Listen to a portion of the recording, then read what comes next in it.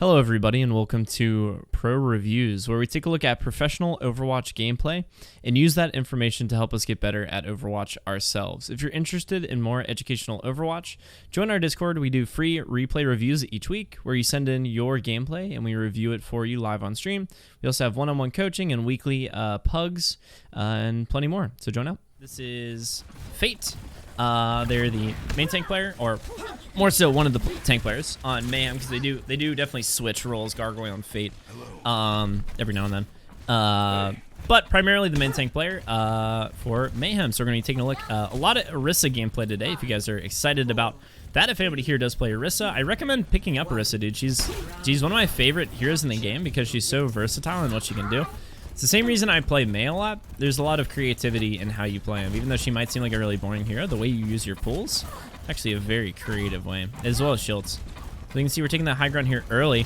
Noticing that they're not taking the high ground. So we're going to be establishing that presence there early on the choke. Noticing the shield's going to be going down soon, so we have somewhere to rotate to, going to the left, trying to go for the pull here early on the high ground. Again, playing corners, you can see. This is I want to keep looking at this here. Is that Orisa?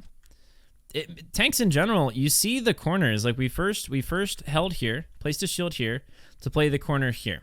Okay.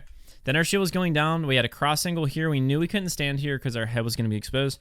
So Fate rotated over to here, knowing the shield was going to be going down pretty quick, and then going to wait for the next shield to push up and down, and then playing the corner up here. As you can see, they're always hugging. They're never standing out in the open, always trying to find a corner to play around so they don't get caught with their pants down, you know what I'm saying?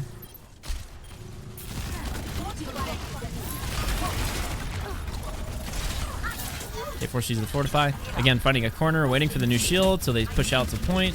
Still having the option to back around the corner though, never putting the shield right in the open, but always checking those corners. I'm gonna turn this down just a little bit.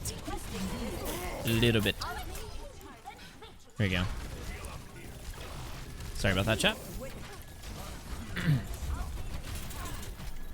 Again, playing that first column here, and on this point, there's really not that many places to play. And this for a more static tank, like that's kind of the place to play, you know.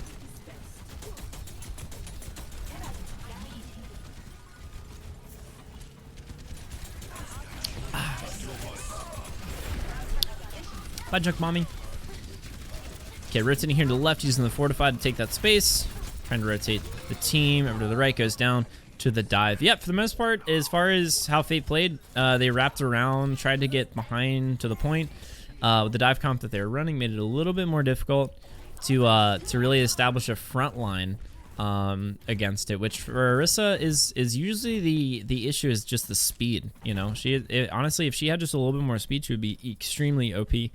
But the speed that she has makes her a little bit more balanced. But also it makes it, you have to think about exactly where you're going to be placing, because if you place too far away from where you're going to have to kite to, you're basically just going to be caught out in the open. So a lot of corners here.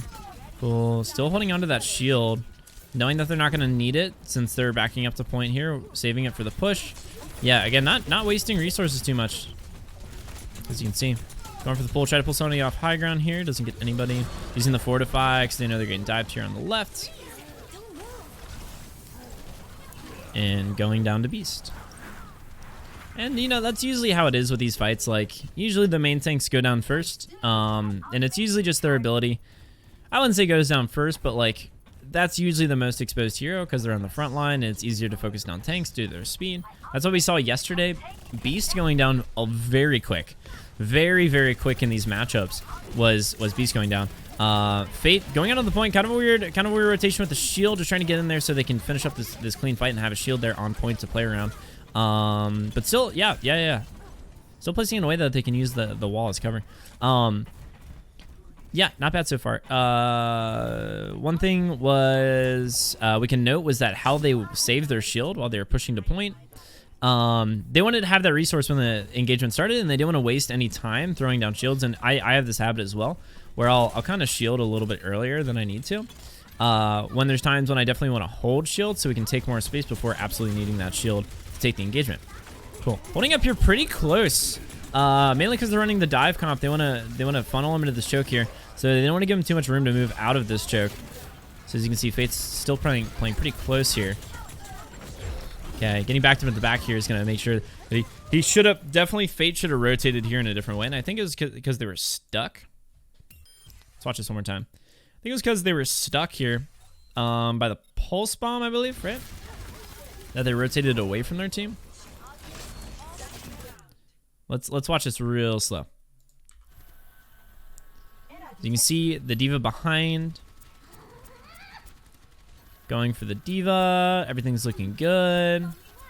Then Tracer goes for the Pulse Bomb. Doesn't stick Fate. This is where the error was. Fate took some of the Pulse Bomb damage. Yeah, I had to rotate that way. Okay. So mainly so they didn't get stuck. And I think it's just because they didn't have an idea where the Pulse was. They rotated it away from the team. Now, they could have rotated towards their team and been fine. But I think at that point it was a little too late. So they just made the call to go farther into their team so they didn't die to the Pulse. They didn't really have anything to save him from that, so not a bad call by Fate here.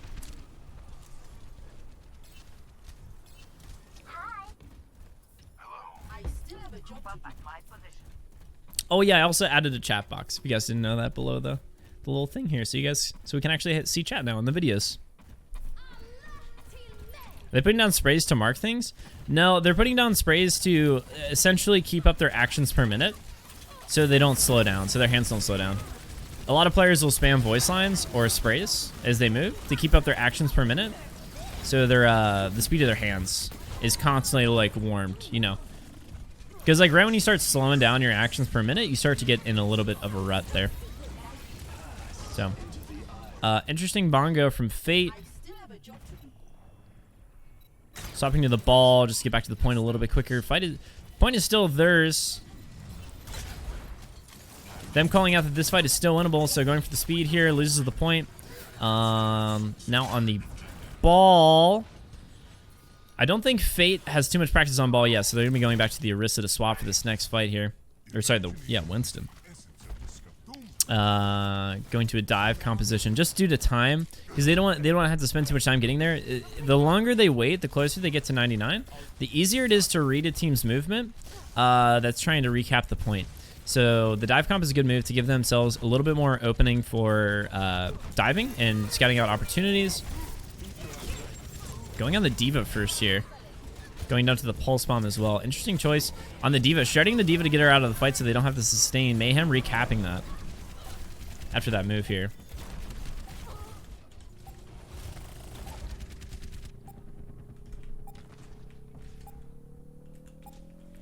So yeah, I want to watch back on this dive here again too from Fate when they dove on the D.Va and exactly why they dove on the D.Va here.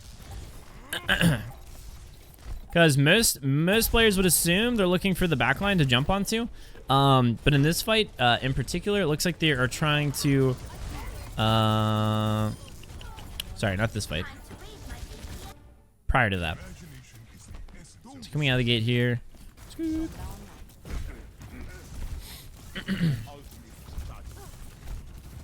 Okay, right here. So they choose to engage on the D.Va and shred her down, mainly because they hacked her, right? So they call the hack on the D.Va, which negates her booster. She's not able to get out. Focus her down very quickly. So without those boosters in the DM, D.Va goes down extremely quick. Very vulnerable. Essentially, her kit is just there to keep her alive.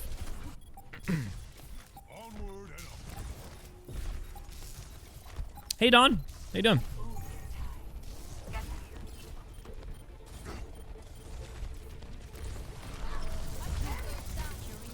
Okay, rest of the fight here cleaning up.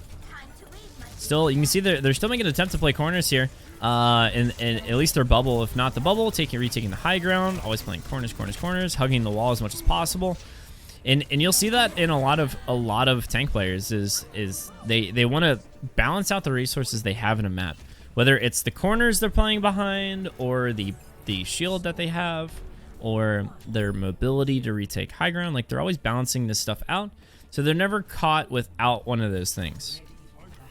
You know, because if you get caught out in the open without any of your cooldowns, you're usually as good as dead. So very cool, very good call from Florida Mayhem, or from Fate on how to position on that. They do lose the first map here. Okay, resetting on the Orisa now.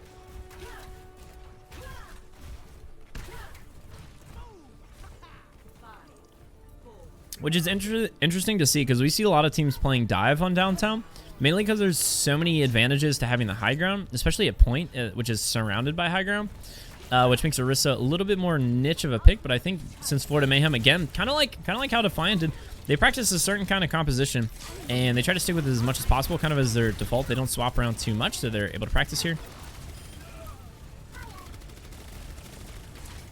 Get a little bit more time here on the front line with Fate, actually able to use his fusion driver to do some damage, laying down the shield early for the rotation. To point, winning the fight pretty quickly from Mayhem. Defiant able to get back, I believe, quick enough to get another fight here. No, without recapping the point. Cool. Kind of interesting position here to Fate. They're running the dive composition. They definitely want to hold him closer up the choke, so we're not giving him too much room. Not playing on point, so they get the advantage of the high ground. Kind of interesting how Fate's playing away from the shield, though, trying to rotate back to the point without using the Fortify. Very risky. Still holding onto that shield for quite a long time, though. Just trying to figure out where that shield needs to be effective in the fight. And this is kind of what we talk about. Like when I work with Orisa VODs, like I see usually the first thing I say is just get used to placing down your shields as much as possible. And then this is what I say. Just place down your shields as much as possible whenever it's on cooldown. Just get in the habit of using your resources as much as possible. And the main reason is because, especially at lower ranks, a lot of people just forget to use the resources, which it's better to use your resource in a not efficient way than to not use your resource at all. So as we can see here, Fate with the dive comp, it's very critical on how they place their shield in this fight. So after this first shield, and they decide they're going to be holding back closer to point here. Or sorry, they push up. Fake going with the pull.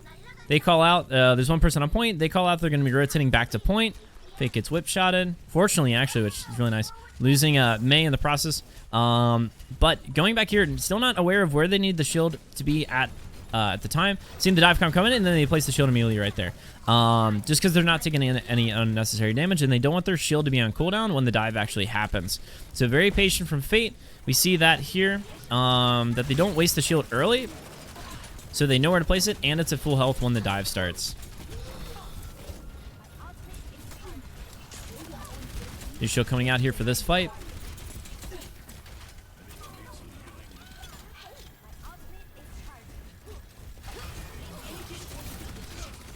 Trying to zone out the Zen here. It's a good pull. Still trying to focus it down. It doesn't look like the team was going to go for that for a while, so Fate was kind of going for a target all by himself, but I think it was a good move. And again, that's something we can take away is that Fate holds onto that shield, and especially if you're starting to get the hang of Orisa, like you can start to think about that. Like, do I need to place my shield here, or do I need to make sure I have it ready to go at full health when the engagement starts, and do I need to hold that down? The difference between this kind of stuff and ladder is that you don't have control too much over what your team does on ladder. So a lot of times it's usually best to lay down the shield regardless, because your team is going to be peeking anyways because they're always wanting to get kills. And it's not as much of a team effort in ladder. It's more about individual performance. So great usage of bongo here too. Let's take a look at where they place this bongo so we can take a look at how and why they place the bongo here. Okay, so they see the engagement happening right here, line of scrimmage. And actually, we might even open Epic Pen here. Let me, give me a second here, chat. I'm going to open up a Epic Pen. See if this can work here.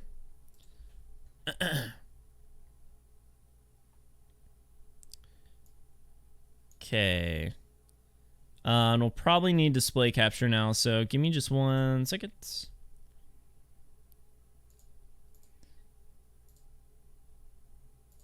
Okay. All right. Epic Pen? Hello? Yellow? Let's see. Update available, ignore. This should be... this should overlay. Maybe I have to go into... I gotta go into windowed mode, chat. Give me a second.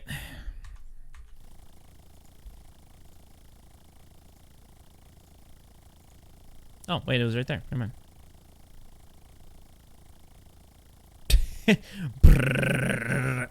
Borderless window. Let's try that. Here we go. This will work. Okay, cool.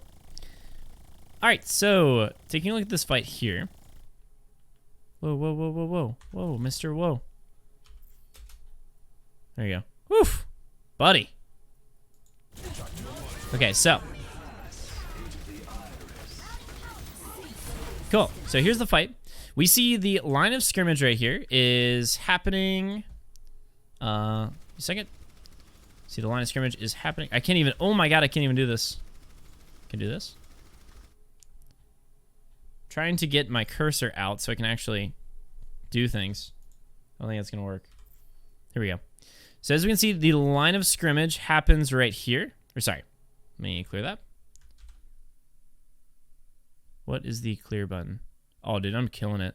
Here we go. We can see the line of scrimmage happens right here. So we are using the bongo back here, which is going to mean they're going to have to use abilities to engage on the bongo. Also, with that, we are also looking at boop, boop, boop.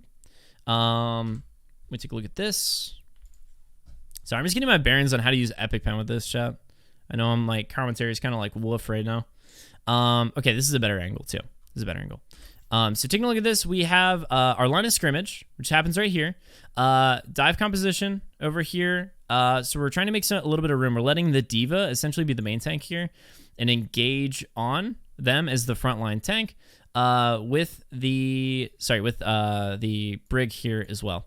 So we're using the bongo back here, mainly because they're not going to be able to engage on that, and they're not going to want to commit to engage on that. So essentially, this bongo is not going to be contested, which is a great spot for it. They're also shielding their Ana. It's kind of weird that the May's playing back here, though, and I think the May's playing back here just waiting for them to dive onto this backline to try to contest what's going on back here. So it's kind of a security blanket having the May back here and not on the front line freezing. I would honestly recommend the May should have gone up here and played with them to go for the freeze and have the sustain from the Brig here as well. But we're kind of playing this is like a safety blanket type thing, putting the May back here. But here's the real important point here is that we place the bongo here on the corner right here. So even if the shield goes down, we still have the bongo chilling out back here, dealing out damage at an angle, still latching on to the Diva here. You can see it's cutting through. It's actually cutting through this corner right here. If we take a look at it, it's cutting through the corner on this wall. So it's actually a very intentional placement here, knowing that the damage boost will still make it through to damage boost these heroes while still being behind the cover. So a really good spot for that bongo here on Busan. All right, let's keep going.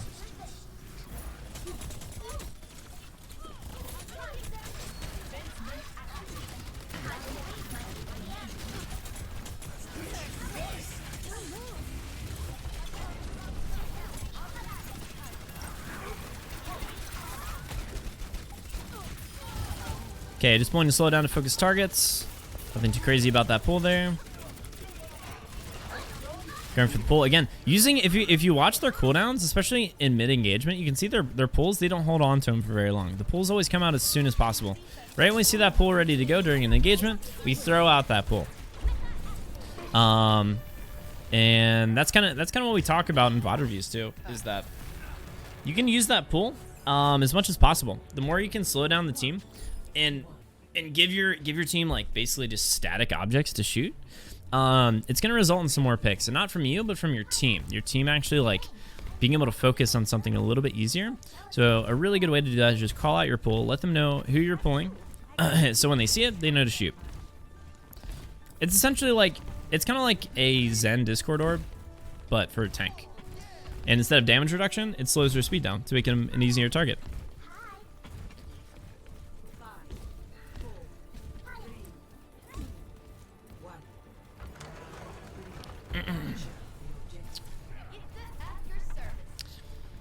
All right.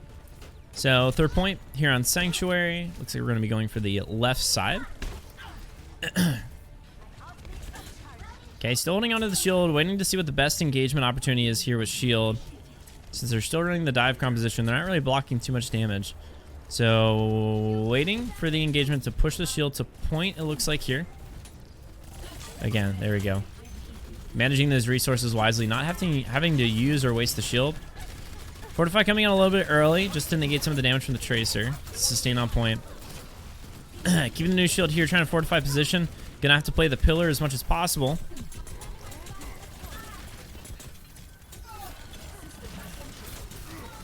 And again, using that pull as soon as possible here almost every fight.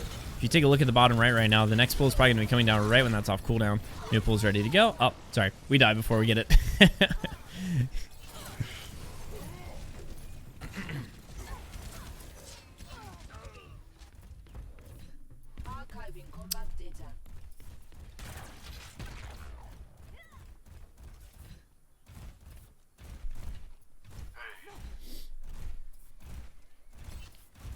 And it's kind of weird playing the Orisa against this dive comp too. I feel like a lot of teams play the at least in this past round, we've seen a lot more teams playing the shield meta here as opposed to dive. So Defiant's kind of, I would say, breaking the mold more so. We do have the Brig Zen. We have been seeing that a little bit more lately as well, especially with Philadelphia.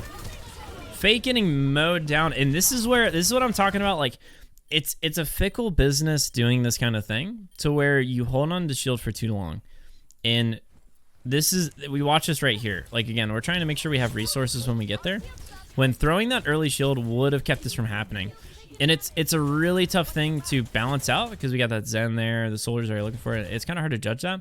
But I feel like we wasted a lot of time walking to point before laying down that shield. Like right now, it doesn't seem like we still have a decent amount of health. But we're standing in this crossfire for a really long time. Let me break this down here a little bit. Like right when we enter this space, essentially Fate is no longer playing a corner like we usually talk about. Like, let's go into a spectator right here. So Fate is no longer playing on the corners like we talk about. Like in the corners is you always have cover between fire. So if you need to rotate, you can. Essentially what they're doing right here is that they don't have anywhere to go. When they push up past this pillar here, and they push up to this position to play the corner of the drum. Now, usually if you had one angle of fire, this would be okay for a corner to back around this way to this side. But they also have the the cross angle from soldier as well. And they know this going in. And they don't place the shield down early for that, or more so, they should have just stayed at the pillar and tried to engage like that. Like pushing up to here, I mean, obviously in hindsight, this is easier to see, but like pushing up to there was probably not a good move, at least without placing shield down first. And that is the reason we take so much damage so quickly, is because of that.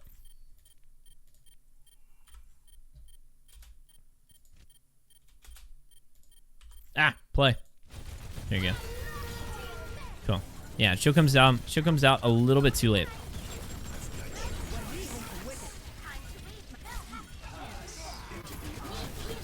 So Gargoyle pushing in here. Just trying to burst down.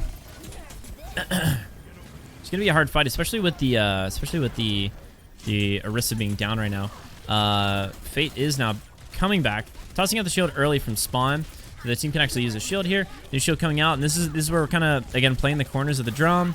Make sure we have that shield touching some kind of corner. Turning away so they don't receive headshots.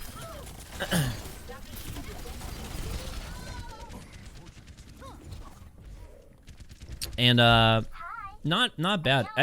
And like that engagement from Mayhem was just really strange. And it's not that like even players like this will, it's not that it's a mistake. It's that somebody probably told Fate to push up onto the point, and it's just that cross angle happened, and like there just was nowhere. So like placing that shield down late, number one, we're gonna die. But even if we did place down the shield at the right time, that cross angle that they had wasn't being contested. So playing that corner of the drum didn't really give us any options.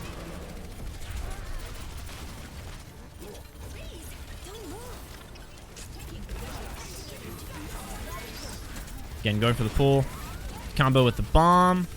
Let's keep an eye on these cooldowns here in the bottom right. 2 seconds on shield coming up right now. New shield's gonna be coming out right when it's down, and then pull immediate, right? Look at this cooldown management, especially mid engagement. Like we're trying to use our resources as soon as possible when they matter. And every second, every half a second, every millisecond matters in this. You can see immediately looking for another pull opportunity. Now again, it doesn't have to be like perfect, but just going for the Zen created an opportunity for their soldier to be able to knock him out very quickly.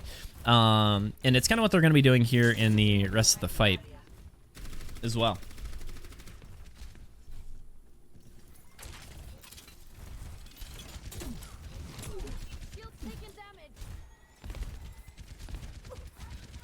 Okay, again, placing our shield down on the corners. So we have somewhere to rotate to. See where the fight's going to be happening with the line of scrimmage between us and the enemy team, separating it. That's usually where the shield's going to be happening or angling towards. Placing down the bongo behind cover, so they have to engage on them to actually take care of the bongo. They won't be able to break it from a distance. So it's always going to be placing bongos behind unbreakable objects, while it's still being effective towards your team too. It's really good placement of that there as well. And let's look at why they use the bongo here. Like placement's great and all that, but let's ask the question why they use bongo here and right now. So we place the bongo down. Okay. We see the shields down, forced out our fortify, so their team's going to be looking to engage now that that fortify's out. They're feeling that they could pressure them a little bit more. So what Fate does is push the shield up and places bongo, essentially because you can see they were setting up for this dive right here. They had Tracer on point. They had Diva and Brig already getting to push up. Again, playing corners, chat. Corners. Them playing this corner right here. Zen playing this corner back here. Tracer playing this corner up here. You can see like every hero in this game plays corners. And I might sound like a broken record when I say this, but I see so many people not doing it and getting punished for it. So you can see even like pro players everywhere are corners. Like that's what you're trying to play. Ana over here has her corner to play right here. Everybody else has their corner of this drum to rotate behind. So the reason they use this bongo though is because they were about to initiate on them. Orisa didn't have dive and had Discord on her currently, so they were going to shred Orisa pretty quick, using the bongo to suppress that push, so they can build up more ultimates and get a little bit more time. And they only have to use one ultimate to make them essentially wait out the bongo, and give them a little bit more time to wear them down and give them an advantage, so they can wear down their resources as well here. Going for the pull, just trying to look for an opportunity. With the pull to focus down, Beaky Beacon and pick on Logics. Okay, pull being ready to go, waiting for the Diva. Especially, you can't really throw a pull on Divas there because she will eat it, especially at that kind of level. So looking for an opportunity. Pushing up, definitely, yeah, we're not going to commit shield here yet, because it'd be pretty easy to push past that, so we're just going to kind of peek there a little bit, looking for a pull. Placing the shield kind of in a strange way here. It's going to be hard to really play that. Trying to set it up, especially if they push mid right now. It'd be kind of risky. So weird shield from Fate here. Placing the shield back in the corner where we would expect it to go.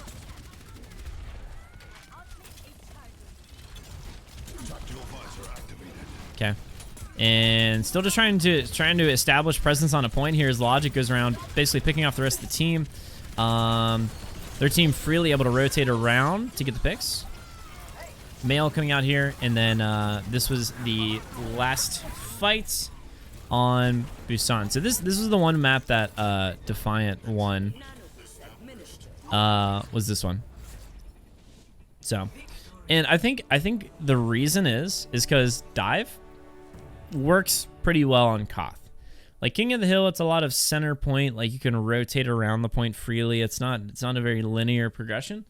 It's very open to however your team wants to rotate around, and those with more options will have a more appropriate engagement. And like that game right there was hard for an Orisa. And again, we see these teams kind of playing their standard comps and not really varying from it too much, aside from moving the DPS around maybe. But one thing we can take away from that is Fate always looking for the corners, always moving up to corners, and especially against a dive comp, saving shield for when they need it most. Because once they lay down that shield, it's now on a cooldown, and they are now able to kind of play around where that fight's going to be. So the people that are diving now have an idea of how they can engage. So they're kind of holding off as much as possible, placing that shield. So they don't really know where it's going to be, so it's going to be harder for them to engage. Okay, map 2 Junkers down. Ready for battle.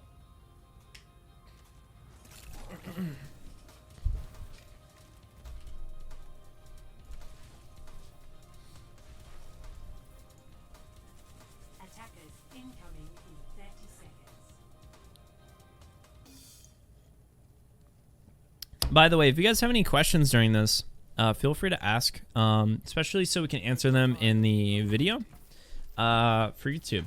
So when we post this, any questions that you might have, especially if you guys are familiar with playing Orisa, any like why questions or things we could break down. Again, I don't know exactly why they're doing this. I'm trying to just, you know, figure out what it is and what things we can do to implement into our own gameplay, based on how the professionals play here. So we lay down that shield a little bit early, just because we have the cooldown. But yeah, with Orisa, we can see we're backing up here pretty quickly. Like we're not holding the high ground, which is something that I like to do as Orisa, but yeah, I think gets punished pretty quickly. So we want to have that long distance to work with, plenty of space between us and the payload. So it's going to be harder for them to engage on our shield, and we'll see this as the payload moves forward. We're going to be trying to take a little bit more space, to make it harder for them to engage. You know. Because Orisa is a distance hero. You don't really want to take her up close with most heroes. So the closer you can get to Orisa, usually the better. Going for the pull here early to negate the dive. Not allowing Brigitte to move up with the Winston, as well as pulling the Zen off the high ground, makes it a very easy fight here. And this is what I mean by you can really carry with Orisa. Like you can, hey, what's up, Nox? You can really carry with Orisa if you know how to pull and where to pull. For things like that, like getting people out of position, like that. Even professionals make those mistakes, and it's easy to punish that with the Orisa pull, which is, again, it's probably is her biggest thing in her kit, is her pull.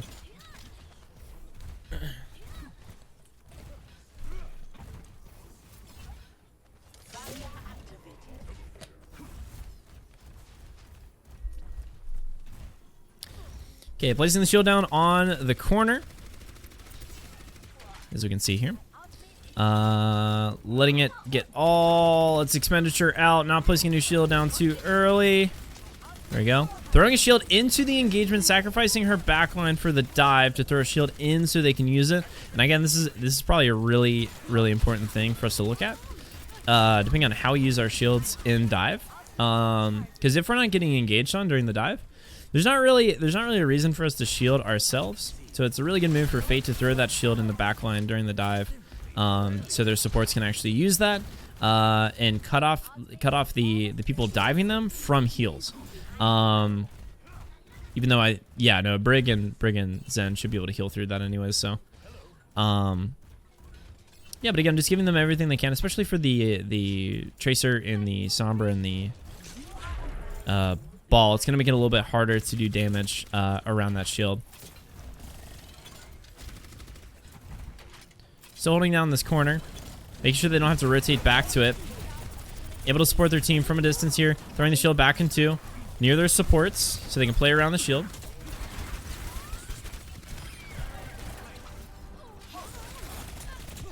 And then moving back to retake this corner here. Yeah, not bad. Pretty good stuff. And that's probably the cool thing that we kind of forget about, like, because I usually recommend people start off just by placing the shield where they're at. And again, and then I say, you know, as you get better, you'll kind of figure out where and when you need to, like, throw a shield forward or throw a shield back. And this is a great example of when to throw a shield back, is when if you're not blocking any damage with the shield from where it's at, you need to throw it somewhere else, especially if that's not going to leave you out in the open to die. If they're engaging in your backline, yeah, you might as well, yeah, you just throw a shield in there. So throw a shield, place down Bongo right next to it, and then we're basically just locking down the shield, making this our new home here. Until that Bongo's down, then we're going to be rotating back to the wall here. Still playing on the payload.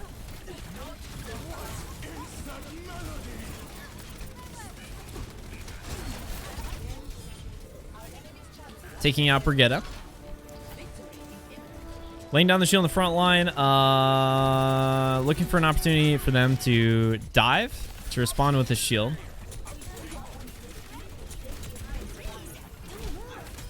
The rest is just cleaning up, so yeah, not bad. Not bad stuff.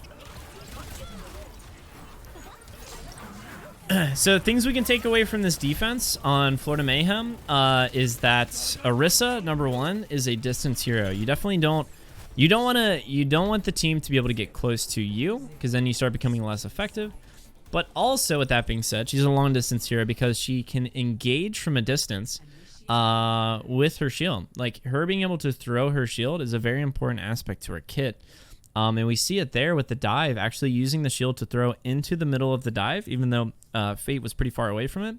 Just throw it into the dive and then actually engage with the driver from a distance. Like, you don't, just because you're a tank doesn't mean you have to be in the thick of that fight. If your support's positioned farther back from you, you can just toss the shield in. That's all you're good for there. I mean, that's what the shield is there for. You going in and fortifying and blah, blah, blah, blah, blah isn't going to do you any good during that dive composition, outside of just get you killed. So I think it's a really good move from Fate there and something we can take away.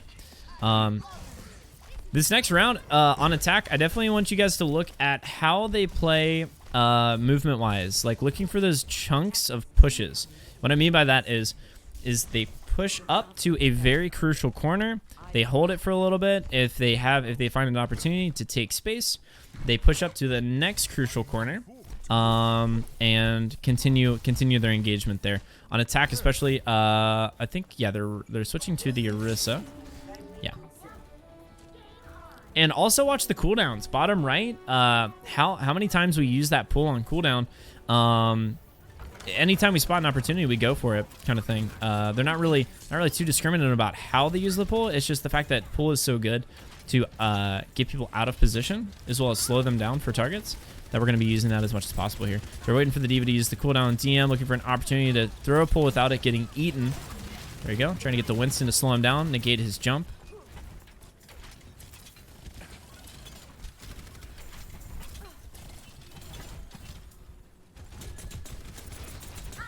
Again, the D.Va still holding the pull because the D.Va DM will be able to eat it. Okay. Playing the payload for the most part. Now the dive is going to be more effective here in the open. So you're going to be laying the shield down here on payload. Payload's essentially the only cover that Fate has during this push. So we see that payload doesn't need to be pushed. We don't have to play the payload all the time, and they rotate back to the cars there. And then use this corner here. Taking more space with the shield. Trying to put more pressure on Defiant by separating the healers and establishing the space in front of the point.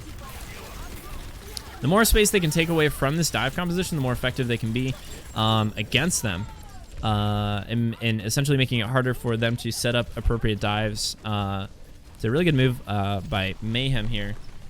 I think they do win it right here. See what's going on in the front line right now.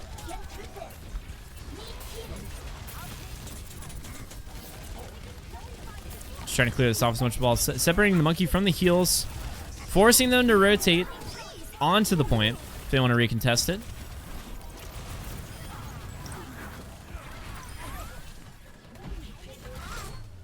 And taking the point. Yeah, so that attack made a lot of sense to me. If we go back and watch it, and actually we're just gonna do a quick overview of the whole map here. On the attack from Florida Mayhem. So they ran the dive, and we see a lot of teams not really engaging on this first push. We give almost all of this just so we can engage in this open area here. And we saw from Florida Mayhem, they were able to push the payload freely all the way through. So they grabbed onto here. Orisa played the payload, and then was able to play the payload all the way up until here. So right at here, this is when the enemy team, I'm going to mark them in purple. So the enemy team was holding high ground up here. And as well as here. And I believe they had their soldier back here.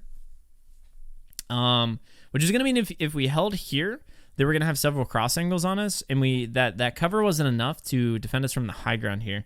So instead of pushing the payload, continuing to push the payload here on main, Orisa instead lets her Brigitte, I believe, push the payload a little bit farther. And essentially, they pushed the payload to here, and then rotated here, played cover, and then laid down a shield here.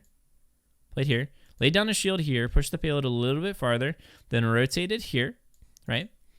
And then played this wall right here. So all on this whole time they're pushing the payload, they're getting distance while not having to sacrifice too many shields.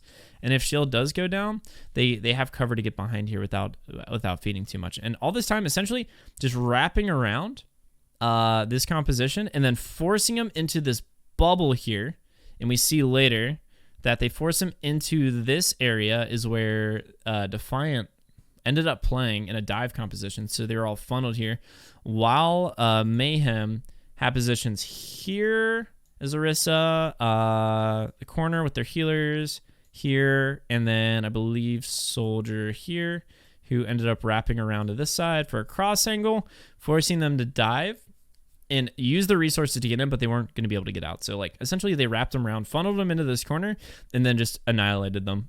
So really good move here. Again, not playing the payload, because if they would have played payload, they would have been in a disadvantage with the high ground up here, with them being able to shoot down freely and get in their backline as they push this around. But the fact that they were able to play behind these cars here and this wall here always gave them cover from this high ground while still being to engage on this backline over here from these two angles like this.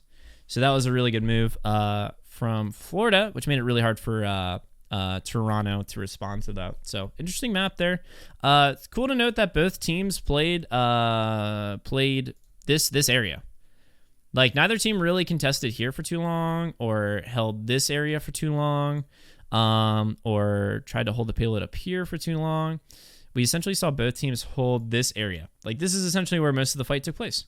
And this is because it's really open. It's really easy to hold this corner here against defenders. So it's not bad to set up here to prevent them from getting through. And once they get through, they rotate to the high grounds, to engage around them from these positions here. So you can engage as they move the payload, giving your team an advantage. So fortunately, they were able to funnel them in there, and then Florida got the win on that one. All right, third map. Let's go, dude. Ready for battle.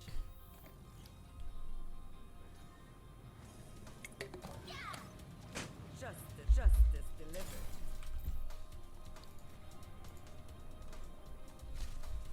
Attackers incoming in 30 seconds. Okay, so let's take a look at our positioning as we set up here. Because I know the other two maps we kind of looked at more micro stuff, individual level, and let's take a look a little bit at positioning and how we set up as Orisa. High ground, yeah. So we see them setting up high ground here early. Something I don't do as well, right here, setting up this high ground to engage as they approach, and then probably rotating down this way as they get close to the statue, so they can reset on point here. So we'll see how this fight goes through on high ground. So shield goes down, looking for the rotate, backing up just a little bit so they still have cover. They still haven't made the push to statue yet, so lay down a new shield to continue engage on the choke here. Okay. Spotting an opportunity to push into the choke now with the Winston already using the jump. So they reset here on the first choke. Knowing that they're still running the dive composition, they make the decision that they don't want to let them play in the open to their advantage. So again, they push to a more condensed choke, which is right here. So they make the decision to hold them right here instead of back. And again, that's an advantage for a more static team against a dive team, is to force them to push through a funnel instead of giving them options to rotate around. So what they're doing, holding right here, is making it so it's very hard. They have to commit through the choke to get anything done, and it's going to be a lot easier for them to hold here and play as a unit, because it'll be harder for them to get separated. So again, we still commit to this first choke here. Don't pull on the Pharah during your jump. Fake goes down. During that, they immediately take the high ground to try to wrap around Mayhem. And they get a reset. So right when they lost the Orisa, they still have time to recontest this with another fight. So that's one of the advantages of holding closer at the choke, is that they have another opportunity to contest him. So right when they see that dive composition, immediately they're like, okay, we're gonna hold here. Right when we think this fight's losable, we're gonna wipe and we're gonna reset and get another contest before they cap the point. This is all about time and the amount of fights that they get against this dive composition and playing to their advantage. So really good call playing there close. Let's look at the cooldowns on shield. New shield coming down right now, and the pool coming out probably on the Winston here shortly. Trying to time out the jump when he's about to jump to cancel his jump. Okay, and Fair getting the ult off, and we can see that Fate's really looking for when the Winston jump has this new jump, Like trying to time it out so you can cancel the jump and easily mow down a Winston here. And it's something that we see a lot of high tier Orisa players doing, is timing out that pool for the Winston specifically. Hi Noel. Welcome in. We're doing brains. We're doing education Overwatch. Snore. Just kidding. I think it's fun. I don't know about you guys, but I find this stuff really interesting. I know we don't have too many Orisa players in here, but for me it's really interesting to see how they set up here and why.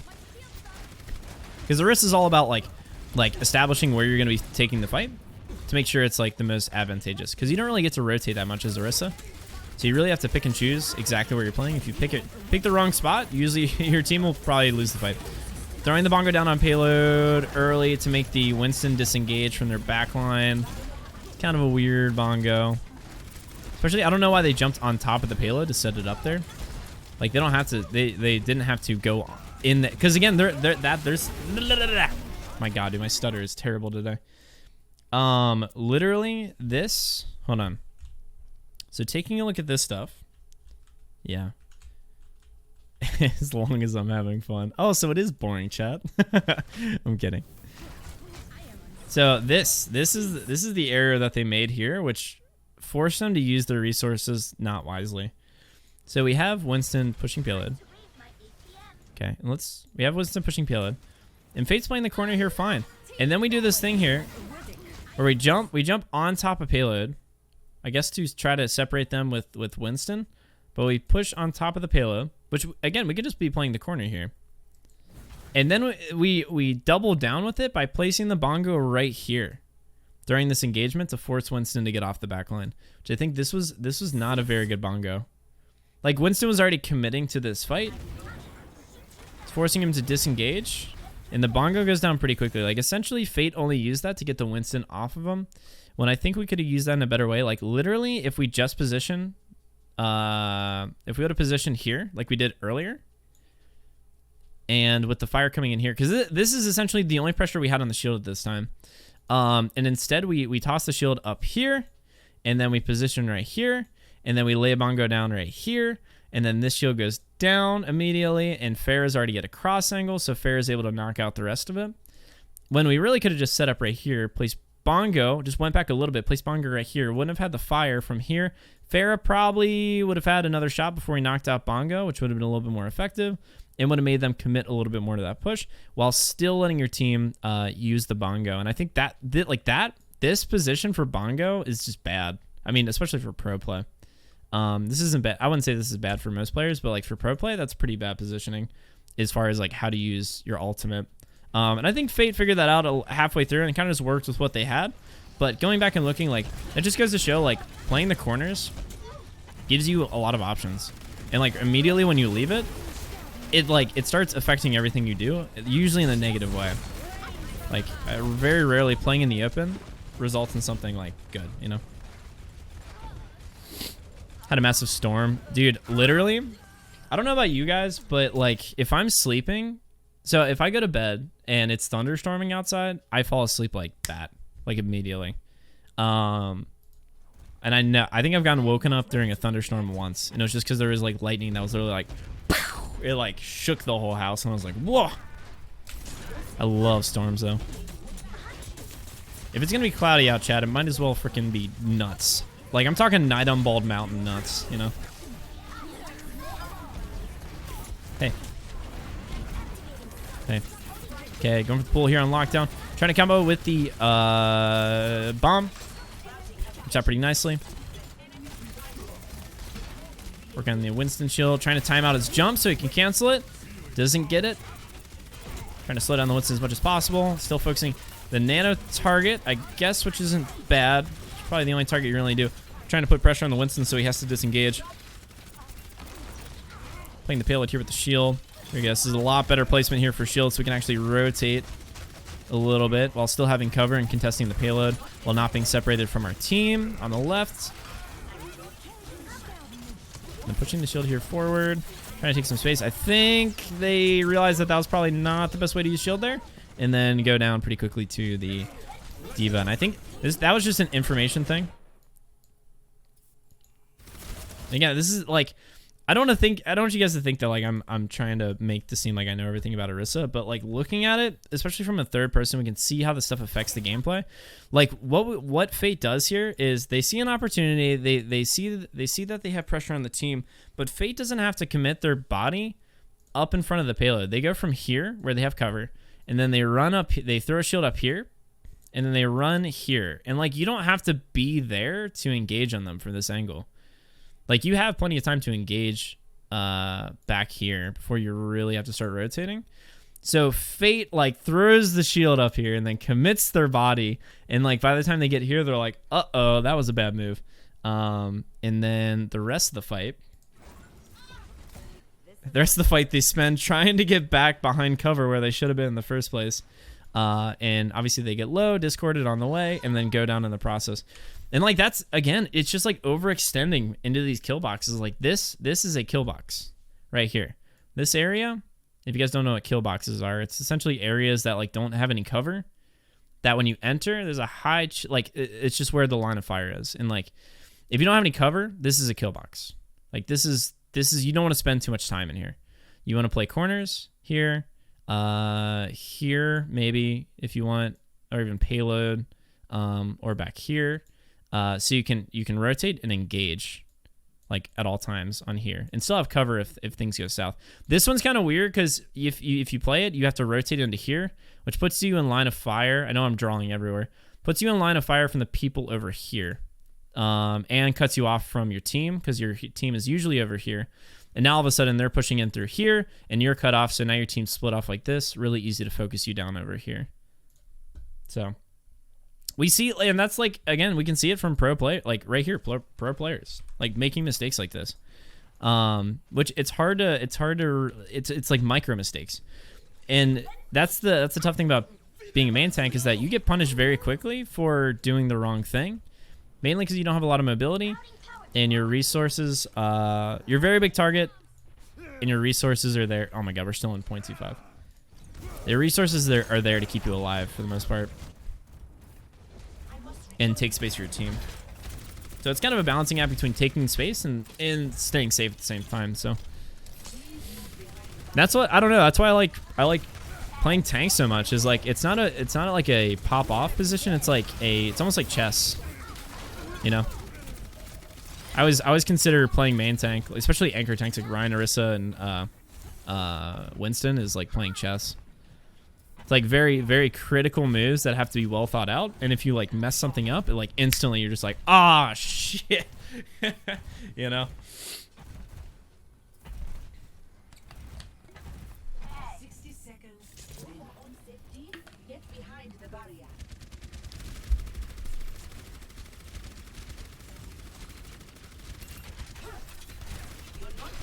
Okay, going for the pull early. Try to waste out waste resources on the enemy team where they go in. Placing the bongo around the corner during the engagement is trying to force the dive to not be as coordinated, mainly because if they see that bongo come out, it's going to be a lot of pressure on the dive heroes. So as you can see, they back off on the dive pretty quickly. It's not like they get any picks, but essentially throwing down that bongo is like them saying like, no, you don't get to dive right now. When they place that down like that, so. Give me usage of bongo there. Essentially, it's essentially forcing them to reset while only using one ultimate. And Orisa bongo is not a huge ultimate, but it's kind of interesting to see how they're using the bongo to counter their dives without even like really getting picks. It's just essentially saying like, if you stay here, you will die. So you can't stay here right now. It's kind of cool. Interesting rotation here from Fate. Definitely going to rotate back to the left. We're playing in the open quite a bit, engaging them here on payload.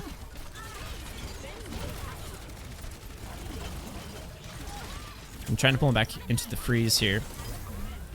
Okay, not bad. A couple of mistakes. I feel like I'm VOD reviewing professional players, and I have no right to.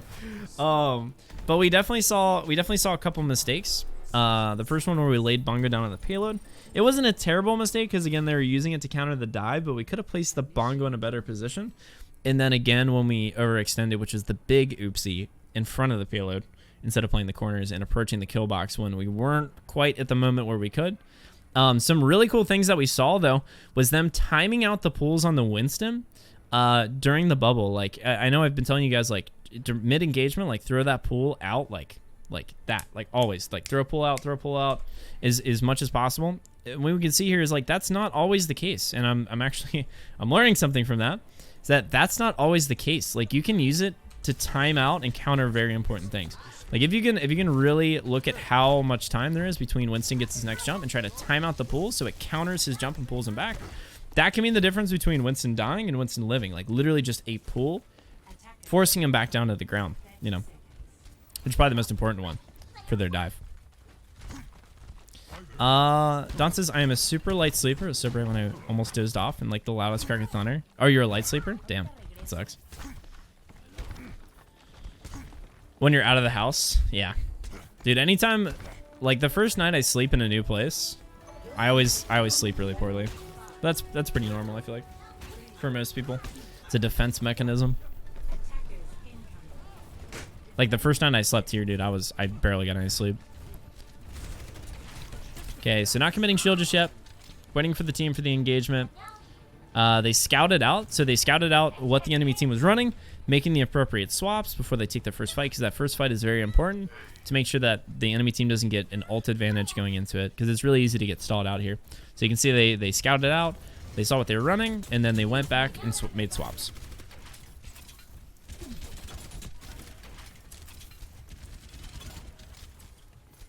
Trying to see where the Winston is right here. Scouting out Winston, staying hidden during that. Committing the shield to point. Oh, it's going to get on pretty quick, but trying to take the space here pretty fast. Looks like they're trying to take this fight on point as soon as possible. Makes me nervous. Trevor's pulling the Winston. Still not playing many corners. There we go. Finally establishing a corner here to play. Focusing down the Winston. Laying down new shield for protection just to create the crossfire, so they have to commit to Orisa. Now, they might, as their team rotates, they might be looking to dive the Orisa here just because of the position that they're in right now.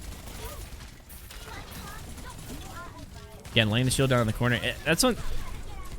And I see what they were kind of doing here when they first pushed in. Like, they were trying to make space on point as soon as possible.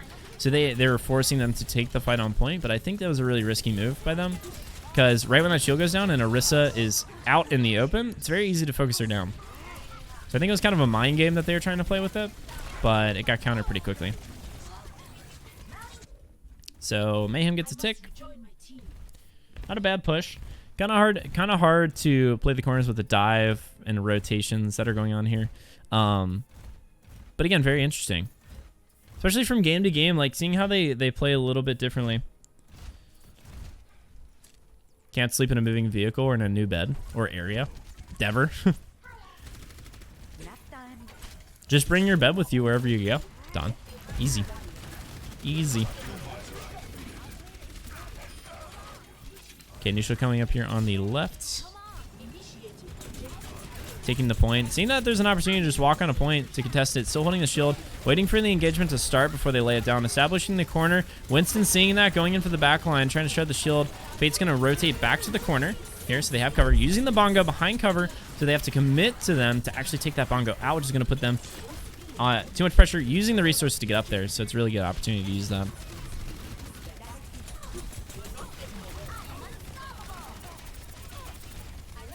New shield coming up here on cart, which is kind of interesting.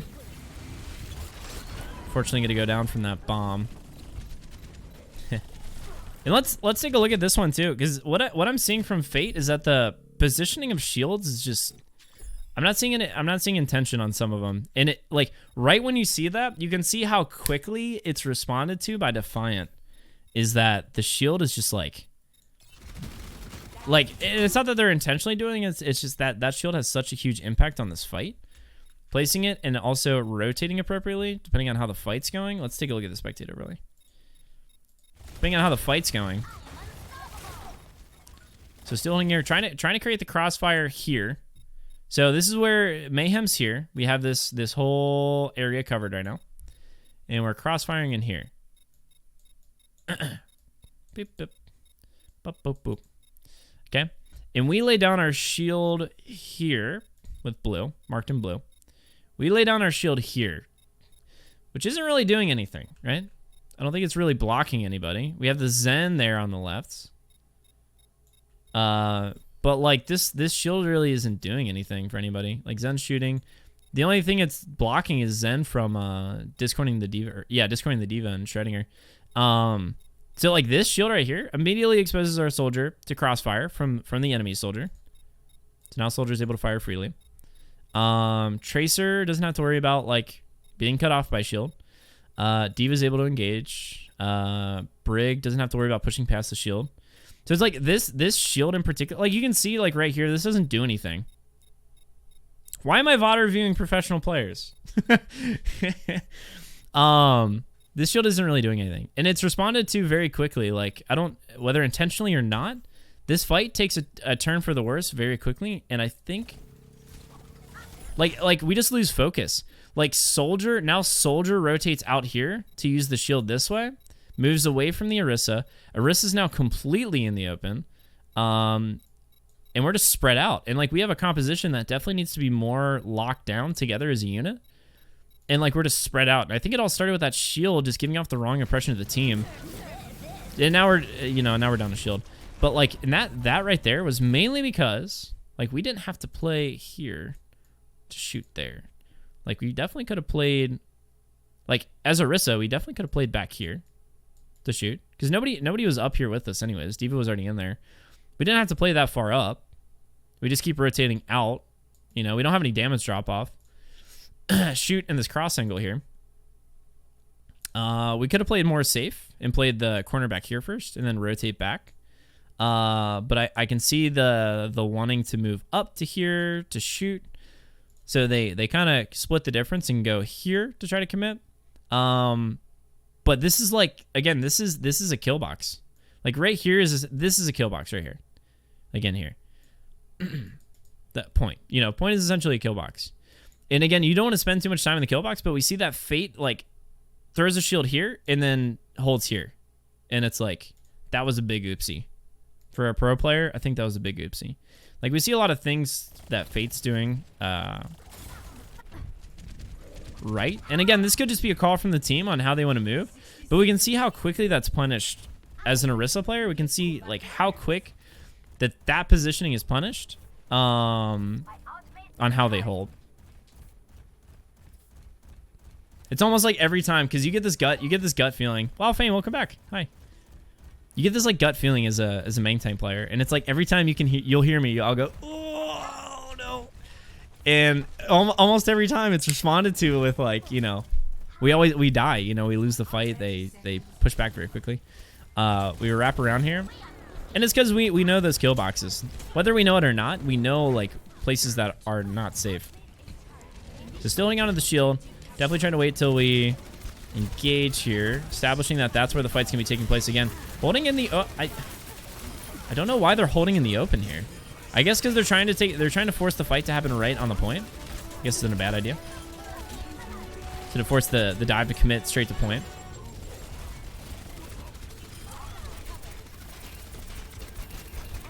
Which does end up working for him. Yeah, okay. That makes sense. That makes sense. So like at least for this fight, especially, you know, when they want the fight to happen on point, like they're gonna, if they force the fight on point, that's gonna be it. So they're assuming it's overtime. They're gonna have to be engaging right on point to try to secure this and keep the overtime up. So what they're doing is placing down the shield and then forcing the fight here, which is fine. You know, I think it works out. Sorry, works out really well. Whew, coffee, dude. Coffee, man. Not bad.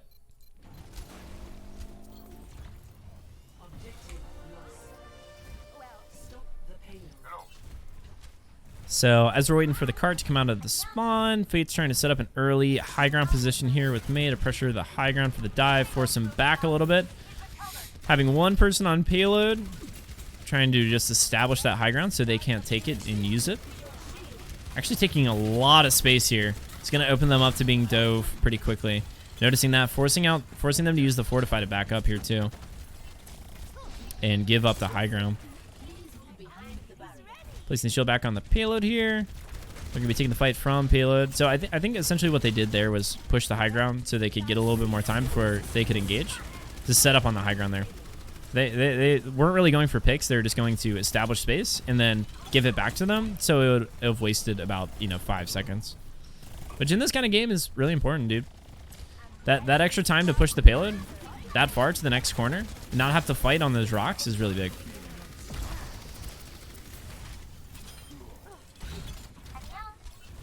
And I kind of want to, let's look at this push because this is really interesting for an Orisa player to do this kind of move here. Like I want to take a look at how they rotate here. This is really cool. And again, if I sound like I'm really excited about this, it's because I'm really passionate about like why you do things in Overwatch and what actually works and what doesn't work. So I'm gonna mark out the way that Orisa moves here in yellow. So we start here to make space. We move back around, rotate so we don't get cut off from our team. Okay, pushing the payload here. Okay, holding right here, bongoing here in the corner. So we can pressure the team to force them back so we can push the payload a little bit farther up to here. And then we rotate through here. Sorry, through the I gotta go back now. Sorry. We force them to go back through here. And then we push them off high ground by going up and through the steps and then up here.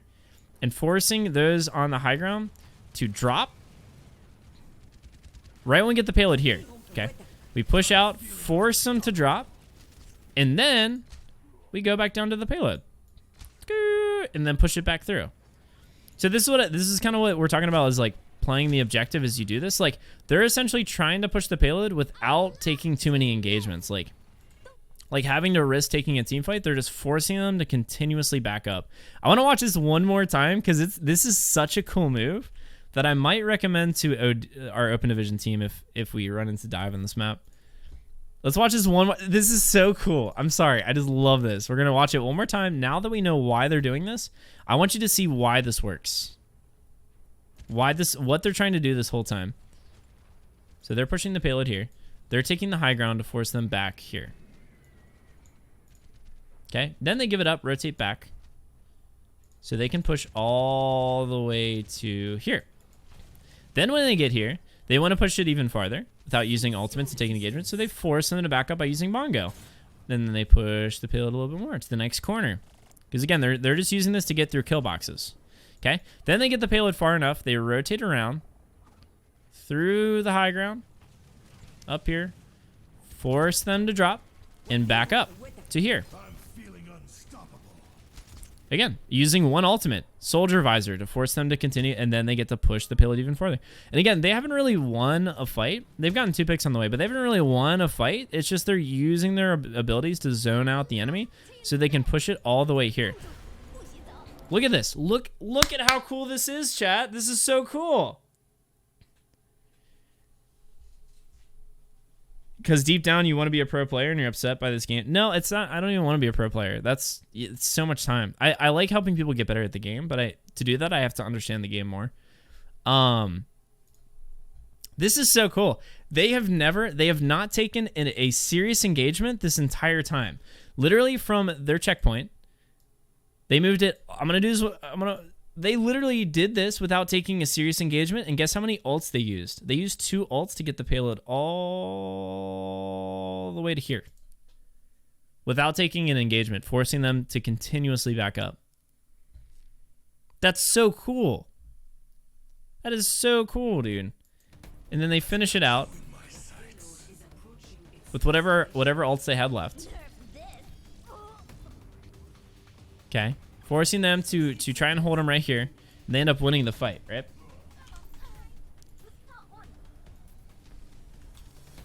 Then they end up pushing it in right here. That's like literally in that entire second point was one fight. And it was right at the end, right when they forced them to engage on the point, which again, for their composition is kind of where they want to force them to take the fight on as a dive composition. So they literally were at an advantage the entire time by forcing them to continuously back up and then eventually say, hey, you now have to play on the payload. You can't stay on high ground or else we're going to push this in for checkpoint. That's so cool, dude. Why is that so cool to me? I don't know. But it's a really cool play. All right, let's see how Hanamura goes. This one didn't last too long. Right?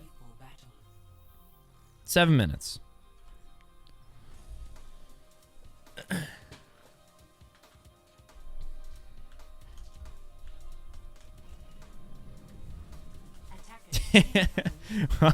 Wow.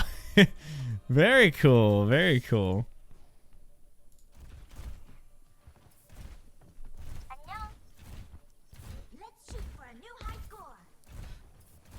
Okay, let's see how they position here, especially with the D.Va. Again, running the same composition. One swap that they did make was with the Torb here. Placing the Torb turret on. Where do we Torb turret? Oh yeah, we threw it up here on the sign. Yep. By the way, if you guys don't know about this, that is a thing. I recommend you trying that out. It's a great spot for Torb turret. Let's go back to Orisa here. Play in the corner while the rest of the team plays on the right. It's going to force him to dive one or the other. Using the pool to try to keep them off while they reset here. Kind of weird positioning for the team. It's going to zone Orisa out very quickly. That's kind of the it's a very risky thing to play this close to the choke. And you'll see this in my gameplay a lot as well. As when you play here, it's really easy for the main tank to get rotated on and separated from the team. So you always have to be aware of that ebb and flow as you go. And especially if you have healers, like always checking the kill feed to make sure what kind of people are still on your team. And if you can stay at that choke or not. And usually if you lose a healer, you have to back away from that choke, or else you're just going to get rotated on. So as you see, we rotate back to the courtyard. Over the pull on the high ground, pulling him down off the ledge, forcing him to use the bubble and the jump to get out, and D.Va boosters. Separating the tanks. Now rotating back after the used abilities. Getting to sleep on the D.Va. Go for the kill here as soon as possible. Over the pull on the Winston, not knowing if he used jump already. But again, you can see that like even just going for the pull just for the off chance that you can keep him there is good.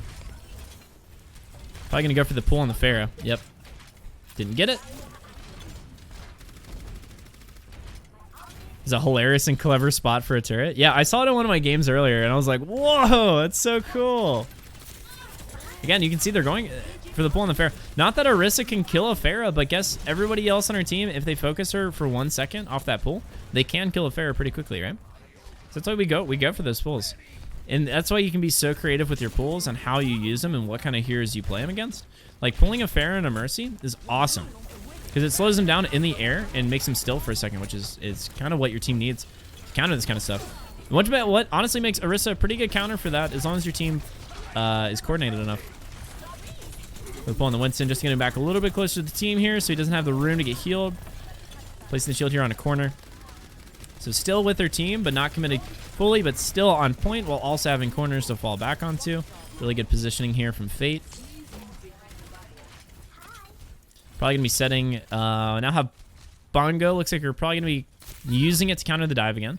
So now that we see kind of how Fate uses the Bongo, let's try to keep an eye out on how they use this to counter dives while only using the Bongo to say... to basically say, no, you don't get to dive right now. You have to disengage and reset. So we'll see. We'll probably be seeing Bongo once the full dive starts.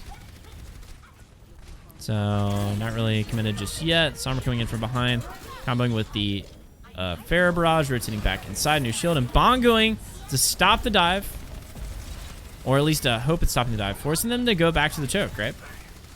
Forcing them to have to go to back. We still have enough people there to use the Bongo. So that's kind of like they probably would have used it if they didn't get hacked there, but they used it as soon as possible. Once they get back in during the dive to try to force them to do a disengage. Okay, now they're kind of zoned out. Probably not going to be trying to rotate back to point as Orisa. Playing out in the open, trying to be effective from a distance. Remember, they don't really have to be the ones to get on point right now because that's not really going to help anybody. This is going to make sure shield is on point and that they can also suppress with fire. Using the pulls to slow people down. Trying to go focus any targets down as possible. Using the Fortify to counter the Doomfist Punch. Barely having that on cooldown. timing out the Diva defense matrix, and ending that round. Kind of cool. If I was on a team, I would be in your shoes, Spooky. What do you mean? Thanks, Fane. Nice Orisa play? Oh. Well, it's not me playing Orisa. This is a professional that plays for Florida Mayhem. As I'm here critiquing their gameplay. But also just trying to figure out why they're doing things. But then also, like, especially, at least since I've played so much Orisa, I can spot mistakes. And it's cool to see, like, even pros make mistakes and how quickly those get punished. And why I tell you guys certain things. And we can see it in professional play. So it's not like, again, I'm just trying to let you guys know, like, there's certain things that we do not, like, most high tier players know about. And we kind of recommend those things to lower players. And just so you know, we're not blowing hot air. I kind of like to give you guys examples of how that actually happens in game. And we can actually break down the why. Because I could tell you all day, like, place, you know, like, if you're a main tank, play corners. And that's like, okay, cool. Why? You know? And it's like, well, you have options to back up if your shield goes down. And it's like, okay, well, I don't really see that happening in my games. And it's like, well, if you watch back your footage, you will. And they're like, all right, well, I'm seeing it, but what if, like, does that still happen in higher tier gameplay? And that's like, yeah, well, here's a professional player. When they place shields in a weird way and position themselves in a kill box, they get punished for it very quickly. And it's like, oh, now it's all now it all makes sense. Like, this, how you can apply this stuff to your own gameplay.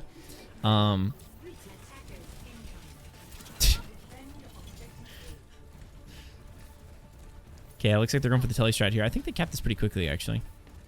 Kind of roll them here.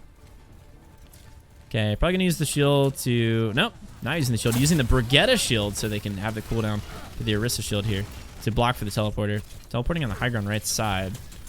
And then forcing the fight to happen on point very quickly. Whole team rotating with them, though, which is very uncommon. On the ladder, which you will not see, so I would not recommend this play with the composition that I have, because it'll probably not work. Even if you're playing like top 500, it's probably not going to work. Have to have a very coordinated team for that kind of push. Definitely. That just works out very nicely. So, some things we can take away from the Orisa gameplay from Fate today that we saw. That was kind of a roll there at the end, but a lot of really cool ones that we talked about here on stream. And I'm actually gonna draw here on the screen for a little bit. Some things we can definitely apply in our own if you guys play Orisa or are interested in playing Orisa. Number one, playing corners. You know, you hear me talk about this all the time. So here's like where this is an overhead of a map, and the enemy is like over here. You and your team is over here on this side, and you want to play this corner right here. Like, usually playing corners is usually the way to go. If you feel like you're gonna have to disengage, you go to the next best corner, which might be like over here. You know, you might have to disengage. You might have to disengage from here and go back here to set up for the next corner, so they don't push past and through the corner, so that you're not now in the kill box. Because once you establish possession of a corner, basically the space between there and the next corner becomes a kill box. And if you have any questions about that, message me on Discord, and I'll link the Discord in the YouTube video too, so you guys can ask that if you're watching this for the first time. We can explain kill boxes and stuff like that. So another thing we saw was using physical cover for the Orisa bongos. So like, let's say we're gonna do this. Here's a wall. We can go two ways. Let's say blue team's here, and we're over here. We will probably place bongo behind cover right here, so it can still latch onto our team. Actually, hold on. It can still latch onto our teammates, which you might be over here. Bloop, bloop, bloop, bloop, bloop. It might be over here, and we might be positioning over here. It can still latch onto our teammates while not receiving fire from the enemy team from here. So always placing your bongo behind indestructible, if you have the option, which usually you do. Placing it behind indestructible cover, so you can freely have that bongo without worrying about it going down, and forcing them to commit to get past that area to use it. So if you can ever find like physical stuff to put your bongo behind, I always recommend doing that. Another thing that we saw was the Orisa pull being used quite often and in creative ways. And it wasn't. I don't think we ever pulled I don't think we ever pulled anybody with the intention of what it looked like from Fate. We never pulled anybody like, all right, I'm going to pull them and I'm going to kill them. No. The way we looked at it was, I'm going to pull this person off high ground. I need to do a better drawing. So here we are. We're Orisa down here. And here is our, let's say here is our ledge, okay? And the enemy's up here. They're shooting down. So us as Orisa, we throw a pull to pull them down. We throw a pull up here to pull them down off the high ground, forcing them down here. And let's say they have an ability to get back up there anyways. But what this does is give the rest of our team blip, blip, blip, blip, an opportunity to focus one target who's slow and out of position for a second, which means that we can kill this person off the map. As you can see, the Orisa wasn't the one that killed him. It was the focus from the team on a slowed down target is what killed him. And the only way to do that is to communicate your pull with your team so they can focus that down. Fate, I never saw a time where Fate pulled somebody with the, like, it looked like the intention that they were going to kill him. It was always so their team could finish them off. And that's where you can get really creative with pulls, is to do stuff like that. Last thing, for higher tier, I wouldn't recommend this until you get a little bit higher, is holding your shield until you know where the engagement starts. So like, for example, like when they were running the dive, we didn't really know exactly where the fight was going to be taking place. Because they were running a dive, is a little bit more obscure about where that fight was going to happen. So we actually held shield, which isn't something you usually do for too long. We held shield until we knew exactly where the engagement was going to start to save that resource, because shield is very limited. It's a low health pool and a long cooldown. Shield is very limited, so holding on to it, making sure it's used properly, is really critical in fights like that. So it's pretty good for that kind of stuff. All right, guys, that is the breakdown on Fate today on Orisa. Hope you enjoyed that breakdown of Fate from Florida Mayhem. A lot of good stuff in there about how to play Orisa and how to rotate and use abilities. If you're interested in more stuff like that, join us live on Twitch. We're streaming almost every day. So join us, ask questions if you like, and we'll get you started. Have a good one, guys.